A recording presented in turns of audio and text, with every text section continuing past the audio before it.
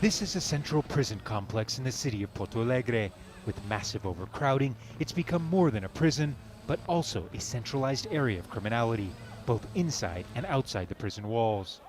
While guards control main access to the prison complex, the open secret is this: security and discipline in the main prison blocks is run by the gangs themselves.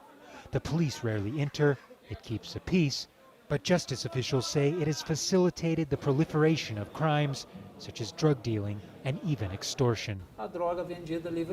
Drugs are sold freely in prison. Many of the inmates are drug addicts. Mothers of inmates receive calls from inside the jail from gangs demanding that they make payments to their bank accounts. In the past 3 years, more than 50 kilos of drugs, thousands of cell phones, and 44 guns have been seized from inside the central prison.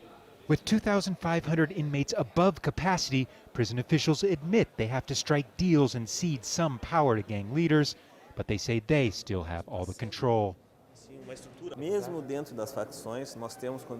The moment we agree on some rules with a leader of a faction, if he doesn't fulfill what was agreed upon, we can transfer him elsewhere, and that will diminish his power, and they don't want that. This is a way we have to control the power. The divisions between criminal factions within the jail are stark to avoid gang-on-gang fighting. There are 4 different prison gangs, and each one of them controls a different wing of the prison, and they're not allowed to mix. But critics say by dividing the prison like this and allowing the inmates to control themselves leads to the gangs extending their power beyond the prison walls. The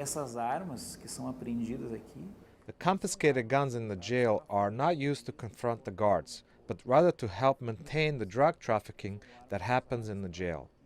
The trafficking is profitable to them, and controlling a wing of the prison implicates you control a battalion of soldiers inside and outside of the jail.